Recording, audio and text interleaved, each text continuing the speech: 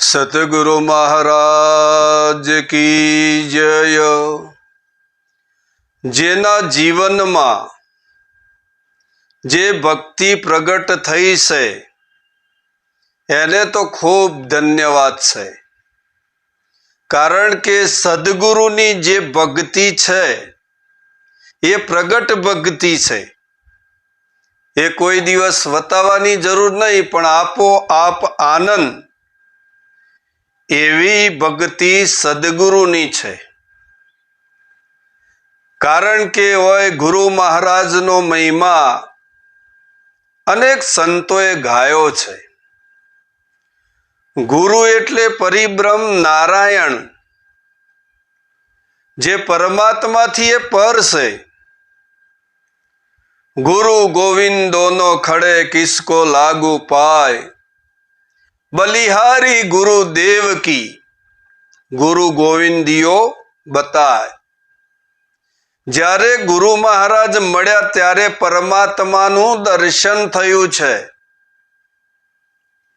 આજે જે અમૂલ્ય વસ્તુ છે એ સદગુરુ દ્વારા પ્રાપ્ત થઈ છે। તો એવા સદગુરુના ચરણે લાખો વાર પ્રણામ છે। સદગુરુ મારા શેઠિયા કરે હિરલાનો વેપાર, બિન ત્રાજવે બિન દોડીએ તોલી લીધો સકલ સંસાર। આ એક શબ્દની વાત છે। એક શબ્દની જો તમને જાજ થઈ જાય તો બધાનો અર્થ અને બધાનો સત્સંગ તમને આપોઆપ થઈ જાય। કોઈ પણ વાણીનો ખુલાસો પણ થઈ જાય। આવો સદગુરુનો યોગ। આ યોગમાં આપણે જેટલા રચ્યા પચ્યા રહીશું એટલો આનંદ છે। બોધ લઈને પછી ઘેર જતું ના રવાય। જે સદગુરુએ આપ્યું છે એનો આપણે વિચાર કરવાનો, અને એ વારંવાર તમે એનો વિચાર કરો તો તમને ખ્યાલ આવે કે જ્ઞાન શું છે। જ્ઞાન પ્રગટ છે, શાંતિમય છે। નિરાત એટલે શાંતિ, બીજો કોઈ અર્થ સરતો નથી। આ દેશમાં જ્યાં પછી નિરાત જ છે, પછી નિરાત કરવાની રહેતી નહીં। પણ જ્યાં સુધી આપણે પૂરેપૂરા પોક્યા નથી ત્યાં સુધી આપણને સંશય થાય છે, પ્રશ્નો પણ થાય છે અને આપણને છેદન કરે છે।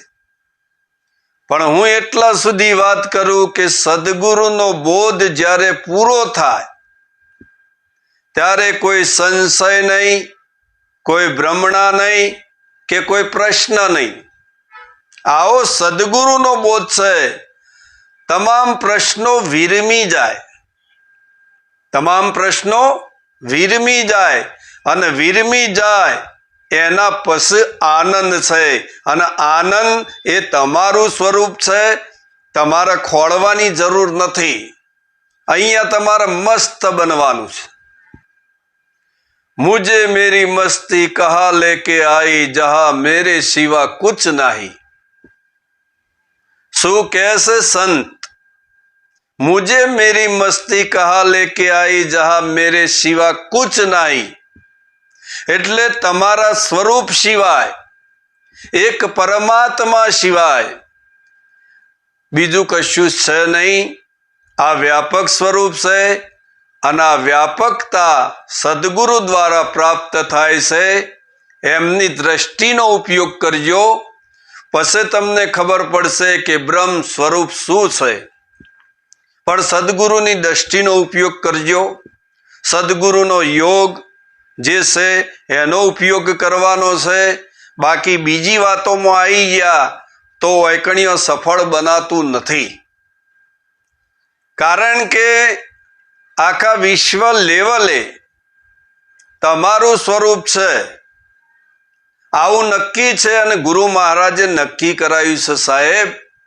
માટે ઊંઘ્યા હોય તો જાગજો, આ સ્વરૂપ નક્કી કરો, અને નક્કી કર્યા પછી જે આનંદ હોય એ આનંદનું વર્ણન